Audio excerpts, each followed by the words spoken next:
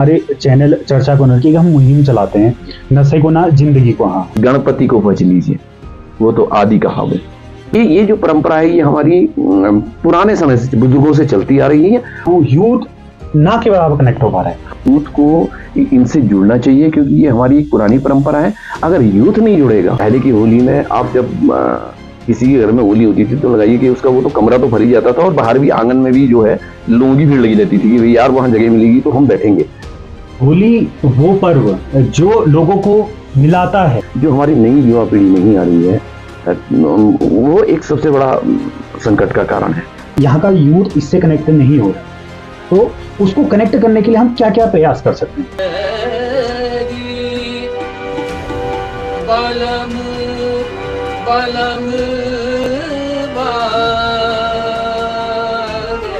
हमारी संस्कृति और हमारी परंपरा को बचाना बहुत जरूरी है। कि आपने जो ये मुहिम चलाई है ये बहुत अच्छी मुहिम है। मैं तो कहूँगा कई युवाओं को भी आप इसमें जोड़िए और ये बहुत अच्छा काम आप कर रहे हैं और आने वाले समय में जरूर यूथ इस ओर फिर बढ़ेंगे और इस परंपरा का। होली वो पर्व जो लोगों को मिलाता है, रंगों की होली जो अल्मोड़े में सबसे प्रसिद्ध है। आज हम आप सभी को उस होली से रूबरू कराएंगे जिसने पूरे विश्व में अपनी पहचान बनाई है। नमस्कार, फैलाक, जय हिंद। मैं आप सभी का दोस्त होस्ट दीपक तिवारी स्वागत करता हूं आप सभी का चर्चा कॉर्नर में। होली जो एक एकता का प्रतीक है, दिल के मन के जो भी मैल है, कहते हैं कि उनको धो दिया जाता है और मित्रता बढ़ाई जाती है। तो इस कार्य को जो कई वर्षों से कर रहे हैं ऐसे रंगकर्मी, यूं कहें होली गायक, आज हमारे साथ हैं। तो स्वागत करते हैं हम कई वर्षों से जिन्होंने यूं कहें 20 वर्ष 30 वर्ष इस होली गायन में दे दिए हैं, वो आज हमारे साथ हैं इस खास एपिसोड में। रंगकर्मी होली गायक अनिल सनवाल जी, सर आपका तो पहले बहुत बहुत स्वागत है। ये होली जो अल्मोड़ा सांस्कृतिक नगरी की होली है, ये कैसा इसका इतिहास है? देखिए ऐसा है कि जो हमारी होली की जो परंपरा है, जो हमारे बुजुर्गों ने हमें बताया है या जो बुजुर्गों से हमने सुना है, ये बताया जाता है कि 1860 से होली की परंपरा यहाँ पर शुरू हुई। और हुआ क्या कि पहले जब उससे पहले लोग यहाँ पर बाहर से आया करते थे और क्योंकि वो क्लासिकल भारतीय जो हिंदुस्तानी संगीत है उस पे ही वो ठुमरियां वगैरह वगैरह गाते थे। तो हमारे यहाँ पर के कुछ ऐसे उस समय के बुजुर्ग हमारे रहे हैं जो संगीत में रुचि रखते थे और संगीत पे काम भी करते थे। तो उन्होंने क्या किया, उन चीजों को सुना, धीरे धीरे सुना और सुनने के बाद उन पे कुछ इम्प्रोवाइज किया। उसको इस तरह से देखा कि कुछ नया बन के आए जिससे आम जन, अगर हम कहीं पर बैठक में गाएं तो उसको आम जन भी आसानी से गा सके। तो इसके लिए बहुत से नाम है ऐसे, जैसे शिवलाल वर्मा जी का नाम आता है। तो उन्होंने भी बहुत पहले इस होली में बहुत काम किया। उसके बाद फिर जब इसके प्रचार प्रसार की बात हुई, और भी बहुत से संगीत के ऐसे मर्मज्ञ थे। और उसके बाद श्री तारा प्रसाद पांडे जी, उन्होंने इस होली को के प्रचार प्रसार में थोड़ा सा अच्छा काम किया। तो ये जो परंपरा है ये हमारी पुराने समय से बुजुर्गों से चलती आ रही है। और पहले क्या होता था कि ये होलियां जो है लोग अपने घर, क्योंकि घर छोटे हुआ करते थे, और वहां पूरे मोहल्ले के लोग बैठ के गोठ में, जिसको हम गोठ कहते हैं, छोटा कमरा, वहां बैठ के बढ़िया से हारमोनियम, तबला और मजीरे के साथ इन होलियों का गायन हुआ करता था। आज भी लोगों के घरों में ये होलियां हो रही हैं, हालांकि पहले से वो तादाद कम हो गई। तादाद कम होगी, आपने भी कहा कि लोग इंटरेस्ट नहीं ले रहे हैं। मैं जहां तक अभी होलियों में देख रहा हूँ, यूथ ना के बराबर कनेक्ट हो पा रहा है। उसके लिए ये है कि देखिए, क्योंकि आज तो सोशल मीडिया इतना हावी हो गया है, तो मोबाइल को लोग छोड़ना ही नहीं चाहते। टीवी में जो सीरियल्स आ रहे हैं उनको छोड़ना नहीं चाहते, क्योंकि ये चीजें तो ये उस समय की पुराने बुजुर्गों की जो मनोरंजन का एक साधन भी था। तो लेकिन आज क्या, मनोरंजन के साधन भी बहुत ढेर सारे हो गए हैं। लेकिन यूथ की बात हम करते हैं तो यूथ, हालांकि वो क्लासिकल सीख रहे हैं, कहीं न कहीं संस्थान में जाके क्लासिकल सीख रहे हैं, लेकिन वो इन होलियों पे इंटरेस्ट नहीं दे रहे हैं। और मैं तो यही कहना चाहूंगा कि यूथ को इनसे जुड़ना चाहिए क्योंकि ये हमारी एक पुरानी परंपरा है। अगर यूथ नहीं जुड़ेगा और यूथ इन होलियों को नहीं अपनाएगा और नहीं गाएगा, क्योंकि ये सब प्रैक्टिकल वाली चीजें होती हैं, गायन जो है, संगीत जो है, वो सब प्रैक्टिकल वाली है। और जब भी वहां पर बैठ के बैठकों में नहीं जाएगा, बैठकों में वो सुनेगा नहीं, पुराने लोगों को, जो लोग गा रहे हैं उनको नहीं सुनेगा, तो वो कभी भी इसको उस पैटर्न पे नहीं गा सकता। हालांकि फिल्मी गानों के आधार पर तो गा सकता है, फिल्मी गाने तो सुन सकता है, लेकिन जो हम कह रहे हैं कि बैठकों में बैठना जरूरी है, क्योंकि ये एक परंपरा यहाँ की हमेशा रही है। यहाँ की जो होलियां हैं वो पीढ़ी दर पीढ़ी एक दूसरे से सुनते हुए, सीखते हुए लोग चले आ रहे हैं, आगे बढ़ रही है। यही एक परंपरा चली है। लेकिन आज क्या है कि युवा पीढ़ी थोड़ा सा जो नशे का प्रचलन कुछ ज्यादा हो गया है, उसको थोड़ा सा अवॉइड करना होगा। और अधिक से अधिक लोग जो संगीत से प्रेम करते हैं, अपनी संस्कृति से प्रेम करते हैं, उन लोगों को अपने घरों में इस तरह की बैठकों को बुलाना होगा। और बैठकों को बुलाना ही नहीं होगा, बल्कि अपने, मैं कह रहा हूं कि अगर कोई भी अपने किसी भी क्षेत्र में बैठक होली अपने घर में कर रहा है, तो उस क्षेत्र के जितने बच्चे हैं, जितने बुजुर्ग हैं, सबको उस होली में आवश्यक रूप से बुलाना होगा, ताकि वो परंपरा जो है, हो सकता है 10 बच्चे भी आएंगे तो उसमें से 2 बच्चे सीखेंगे, तो वो उस परंपरा को आगे लेते हुए चले जाएं। अब कई वर्षों से, हम कहें 20 साल 30 साल से आप लगातार होली गायन कर रहे हैं, तो पूरे अल्मोड़े सांस्कृतिक नगरी की बात करें, उत्तराखंड में कहें, एक अनिल सनवाल होली गायन में जाना माना नाम है, तो वो कुछ लाइनें जो आपकी पसंदीदा है। ऐसे तो ऐसा है, क्योंकि होली तो एक ऐसा है कि जन भावना से निकल के सारी चीजें आती हैं। क्योंकि होलियां भी 2 तरह की, बैठकी होली भी है और खड़ी होली भी है। खड़ी होली में तो मैंने कैसेट भी बहुत पहले निकाला था, और क्योंकि उस समय कैसेट का प्रचलन बहुत कम था, होलियां कैसेटों में नहीं हुआ करती थी, तो सबसे पहले भी उस समय भी हम लोगों ने बड़ी मेहनत करके, काफी लोग साथियों ने मिलके हम लोगों ने एक कैसेट निकाला था, छैला खेलो ना होली। तो वो होली आज भी लोग गाते हैं, आज भी सुनते हैं उसको।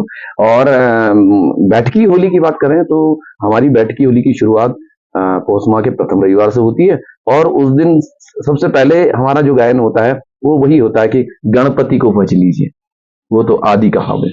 तो ये, क्योंकि भक्ति से रिलेटेड हमारी होलियां शुरू होती हैं, और फिर बाद में लास्ट में छलड़ी तक जाकर वो श्रृंगार में, छेड़छाड़ में, जो राधा कृष्ण की जो रास लीला है उससे रिलेटेड सारी होलियां परंपरा के तहत चलती रहती है। अभी हमने कुछ समय पूर्व एक किताब पढ़ी जिसमें आपके पिताजी का जिक्र था, तो होली गायन में उनका भी एक सर्वोच्च नाम, तो उनके लिए आप क्या कहना चाहें? वो ऐसा कि वो जैसे यहाँ की रामलीला है, बद्रेश्वर में जब रामलीला हुआ करती तब भी उन्होंने उसमें भगवान श्री राम की भूमिका निभाई, और उसके बाद भी इन्होंने कई बार रामलीलाओं में तो लगातार ही, मतलब ये लगाइए कि नंदा देवी में जो भी रामलीला हुई, नंदा देवी की रामलीला में उनका मतलब पूर्ण रूप से योगदान रहा, और यहाँ आज भी वो परंपरा चल रही है, जो उन्होंने कभी, जब बद्रेश्वर में वो नहीं हो पा रही थी रामलीला, उसके बाद नंदा देवी में लेके आए थे, उसके बाद से वो परंपरा आज चलती आ रही है।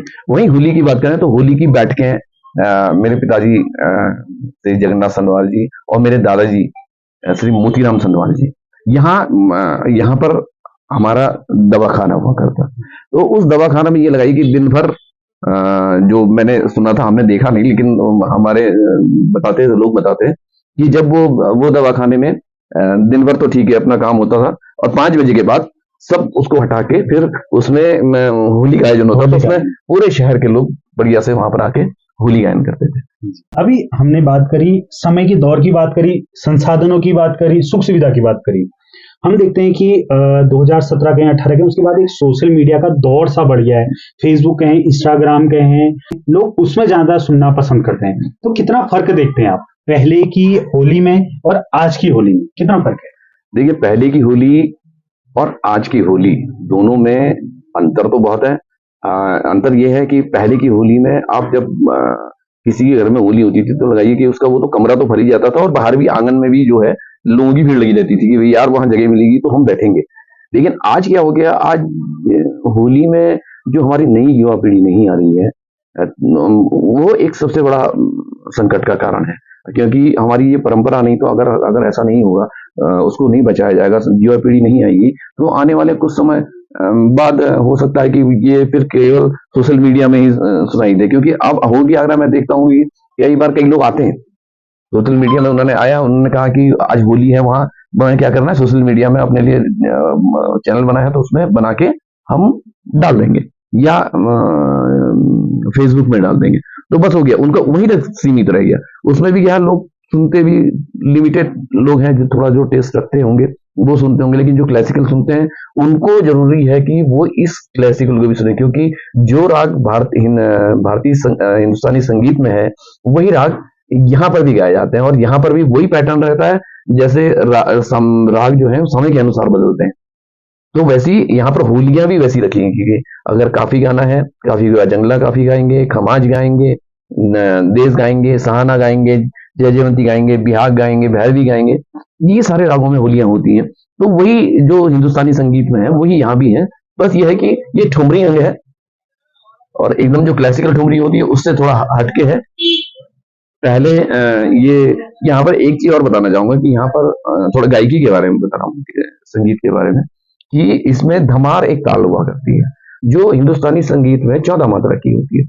लेकिन हमारे जो बुजुर्ग रहे, जिन्होंने सोचा कि यार ये 14 मात्रा की गाना क्यों टफ होता है, तो उन्होंने इसको इजी बनाने के लिए इसमें 2 मात्रा और बढ़ा दी और 16 मात्रा की बना दी, जो 3 ताल की तरह है, क्योंकि 3 ताल में कोई भी गा लेता है। तो उसने वो धमार आज भी यहाँ पर गाया जाता है, इसलिए हमारी होली की परंपरा जो है आज हिंदुस्तानी संगीत से रिलेटेड है, लेकिन उससे भिन्न भी है। तो हम संस्कृति में भी अल्मोड़ा से आते हैं, जहाँ की संस्कृति हम कहें, होली कहें या रामलीला कहें, हर जगह लोग यहाँ से सीखने आते हैं, पर यहाँ का यूथ इससे कनेक्ट नहीं हो रहा है। तो उसको कनेक्ट करने के लिए हम क्या क्या प्रयास कर सकते हैं? बच्चों को सबसे पहले तो मैं ये कहूँगा कि स्कूलों में भी, क्योंकि सभी जगह संगीत टीचर होते हैं, पहले तो उन संगीत टीचर्स ने, मेरी मतलब रिक्वेस्ट है उन सभी से कि वो लोग इन होलियों को सीखें, और इन होलियों को सुनकर सीखकर होली के टाइम में कुछ टाइम पहले से बच्चों को भी उन होलियों को सिखाएं, ताकि वो बच्चे फिर आगे इस परंपरा को लेके जाए। एक तरीका तो ये हो सकता है कि हम स्कूलों में इस गायन शैली को प्रसारित करें, ये वहाँ का संगीत टीचर ही कर सकता है। दूसरा, जितनी भी संस्थाएं काम कर रही हैं, संस्थाओं से भी मेरी ये निवेदन रहेगा कि वो अपने क्षेत्र में जितने भी उनके परिचित होते हैं, तो वो जगह जगह पे मोहल्लों में, अलग अलग मोहल्लों में इसको सेंट्रलाइज ना करके इसको अलग अलग मोहल्लों में करवाया जाए। कोशिश की जाए कि जितने मेरे जानने पहचानने वाले हैं या आपके जानने पहचानने वाले हैं, वो वहां जाएं और अपने अपने क्षेत्र में लोगों से कहें कि भैया होली की बैठक करो। वहां करेंगे तो 10 बच्चे सुनेंगे, 10 में से 2 सीखेंगे, तो ये परंपरा आगे बढ़ेगी। ये एक तरीका हो सकता है। अनिल जी, हमारे चैनल चर्चा कॉर्नर की हम मुहिम चलाते हैं, नशे को ना जिंदगी को हाँ। आज हम देख रहे हैं यूथ नशे के दलदल में फंस रहा है, चाहे वो छोटा बच्चा क्यों ना हो। आए दिन कहीं स्मैक पकड़ी जाना, चरस पकड़ी जाना, ये मामूली सी बात हो गई है। तो आप एज ए होली गायक, एज ए संस्कृति प्रेमी, एज ए रंगकर्मी, तो उस यूथ को क्या संदेश देना चाहेंगे? देखिए, मैं तो उनसे ये कहता हूँ कि संगीत एक सब रोगों की दवा है, और अगर आप नशे पे की ओर बढ़ गए हैं तो भी संगीत से जुड़े। और युवाओं से मैं ये कहना चाहता हूँ कि जो नए युवा हैं वो इस ओर ना जाकर संगीत, जो उनका खाली समय है संगीत में, चाहे 4 दोस्त हैं तो 4 लोग संगीत में अपना समय गुजारें, तो संगीत उनको जहाँ शांति भी देगा और वहां पदभ्रष्ट होने से भी रोकेगा, क्योंकि संगीत एक क्या कहें उसको कि एक दवाई का कार्य भी करेगा। बहुत बहुत धन्यवाद आप सभी का चर्चा कॉर्नर से जुड़ने के लिए। कैसा लगा आपको एपिसोड, हमारे कमेंट बॉक्स में जरूर बताइएगा। क्या आपने आज सीखा, आगे आप किससे मिलना चाहते हैं, किसकी आप बातें सुनना चाहते हैं? आज हमने आपको होली के इतिहास के बारे में बताया। अनिल सनवाल जी जो लगातार कई वर्षों से इस गायन को, लोगों को अपनी संस्कृति के बारे में बता रहे हैं, लोगों के सम्मुख अपनी संस्कृति को रख रहे हैं, तो जरूर हमारे कमेंट बॉक्स में बताइएगा। और अनिल जी, आपको चर्चा कॉर्नर से जुड़ के, हमसे जुड़ के कैसा लगा? बहुत अच्छा, क्योंकि देखिए हमारी संस्कृति और हमारी परंपरा को बचाना बहुत जरूरी है, क्योंकि अगर हमारी परंपरा और संस्कृति नहीं रहेगी तो फिर ये लगाई, क्योंकि किसी भी जगह की संस्कृति और परंपरा ही वहाँ का मतलब वहाँ की चीजों को दर्शाता है, उसकी महत्ता रहती है। तो यह है कि आपने जो ये मुहिम चलाई है, बहुत अच्छी मुहिम है। मैं तो कहूँगा कई युवाओं को भी आप इसमें जोड़िए और उनसे ये कहिए कि भैया आप होली में क्यों नहीं जाते हैं, होली में जाइए, संगीत से क्यों नहीं जुड़ते हैं, संगीत से जुड़िए, ताकि वो पदभ्रष्ट ना हो और ये आपकी मुहिम के लिए मैं आपको साधुवाद देना चाहता हूँ, आपको बहुत बहुत धन्यवाद देना चाहता हूँ।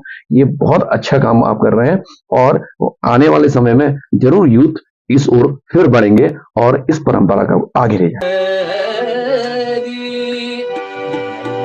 बलम बलम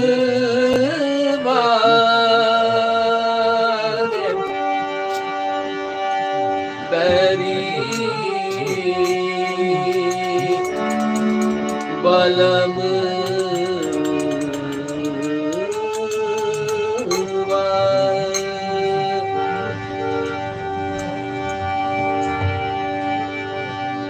सौतन घर ना जा